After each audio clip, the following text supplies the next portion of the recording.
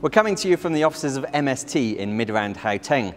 The company specializes in turning commercial vehicles into, well, anything really.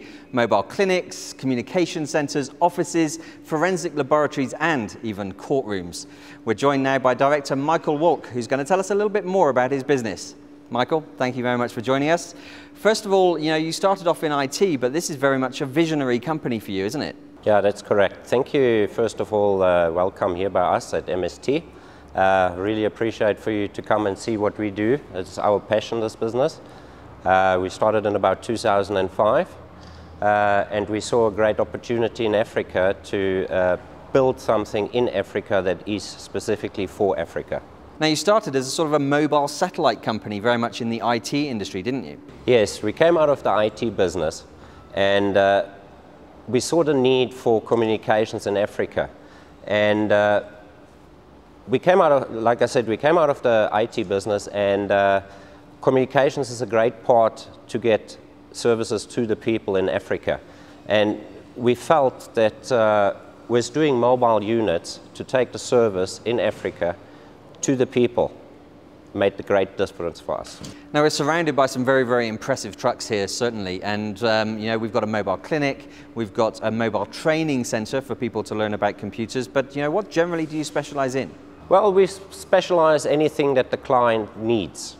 If it's command center, mobile clinics, mobile offices, mobile training rooms, anything that has to do mobile, service delivery vehicles, that you can take into rural areas and deliver a service to the people.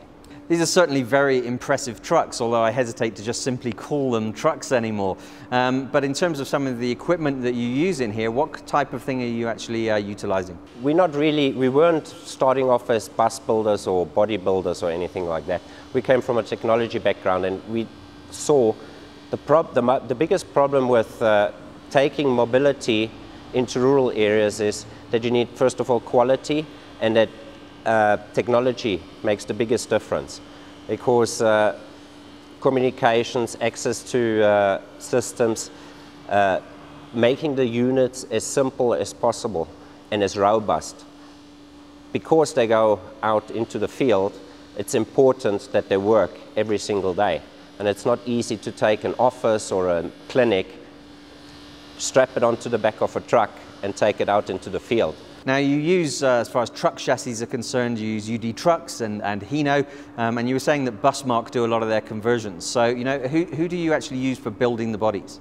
We take normal truck chassis because of their robustness, with air suspension or not, it depends on, but most of the equipment is put on truck chassis.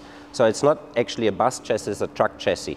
And that's because our roads in Africa are still fairly underdeveloped, especially in the rural areas.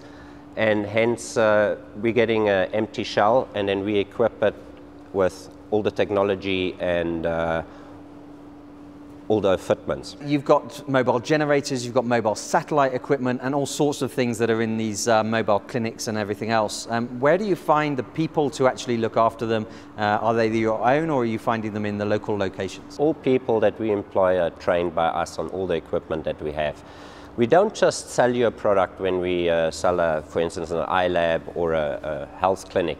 We actually also have systems in place where we manage for the client itself. So we'll park them, we deploy them for the client, and we look after them. The main thing about these units is preventative maintenance. As long as you do preventative maintenance, those units will last you for 5, 10 years, because the chassis itself is really robust truck chassis that can do hundreds of thousands of kilometers. So the key word here is preventative maintenance. All very, very fascinating indeed, Michael. Thank you very much. I think it's now time that we actually take a look inside some of these impressive vehicles. Yeah, okay, sure. Now let's start here inside one of your mobile clinics, Michael. Certainly done up as one of your demo models, but this is the kind of thing that you send up into Africa, isn't it? Yeah, that's correct.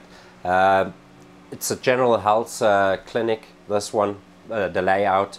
We've got an examination room here on the right. It's got a toilet in the front with a change room, hot and cold water over here, vaccination fridge at the bottom, more private examination room at the back.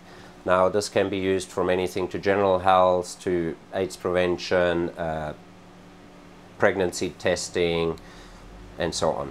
Because you were saying that actually you've got one that's going into Nigeria for pregnancy testing. Yeah, that's correct. 1 million women.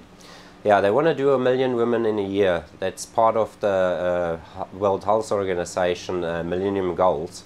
And what they're trying to do is see when the pregnancy happens, when they are due.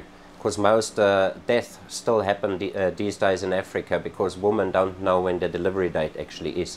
So we're delivering 72 units into Nigeria to be able to screen 1 million women over a year period. Certainly very vital work. Now let's go and take a look at something else that is also vital in terms of education in Africa. Yeah, that's correct. Let's go and have a look.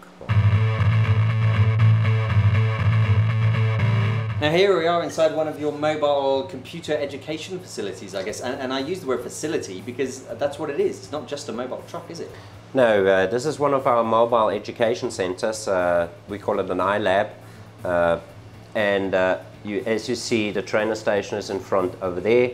We've got aircons in here, LED lighting, and 20 training stations where pupils can be trained on either computer science, internet. The satellite is on top, so you've got internet access, Skype, and all the facilities you would have in any office. Yeah, because that's one thing I was intrigued about, because this is where a lot of your technology background as a company comes in as well, isn't it? Because it's not just a trainer, you've got full internet connectivity and you can connect to universities, trainers and all sorts. Yeah, that's correct. We actually can do even training from a remote office and display it on the screens.